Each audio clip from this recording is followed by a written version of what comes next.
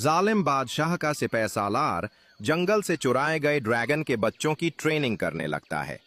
उनको उड़ना सिखाता है, दुश्मन से लड़ने के तरीके सिखाता है और अलग अलग तरह का शिकार पकड़ना सिखाता है, ताकि बच्चे बहुत जल्द दूसरे मुल्क की फौज से लड़ने के लिए तैयार हो जाएं।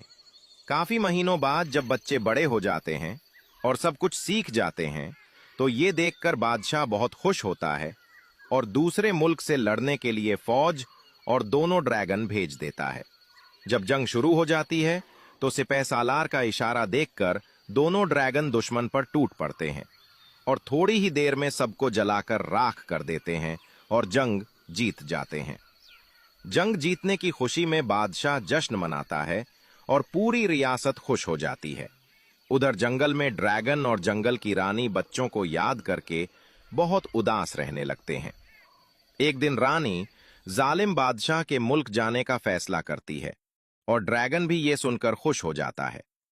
फिर रानी अपने सफेद घोड़े पर बैठकर जंगल से रवाना हो जाती है और काफी दिनों का लंबा सफर तय करने के बाद बादशाह के मुल्क पहुंच जाती है। रानी जालिम बादशाह से इल्तिजा करती है कि ड्रैगन के बच्चे वापस करो।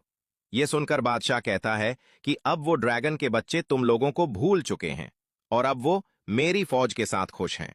रानी ये सुनकर बादशाह के सिपह सालार के पास जाती है तो ड्रैगन के बच्चे रानी को अजनबी समझकर गुस्से में आ जाते हैं और दूर होने लगते हैं।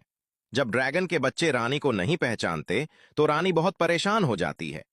फिर रानी बच्चों से खुफिया मुलाकात करती है और ड्रैगन के बच्चों को याद दिलाना शुरू कर देती है कि कैसे जालिम बादशाह की फौज जंगल से उनको कैद करके ले जाती है। आहिस्ता आहिस्ता बच्चों को सब याद आने लगता है। फिर जब सब याद आ जाता है तो रानी से लिपट जाते हैं और रानी बहुत खुश हो जाती है। क्या रानी जालिम बादशाह से ड्रैगन का बदला ले पाएगी? अगला पार्ट देखने के लिए कमेंट्स में यस लिखें और लाइक फॉलो करें।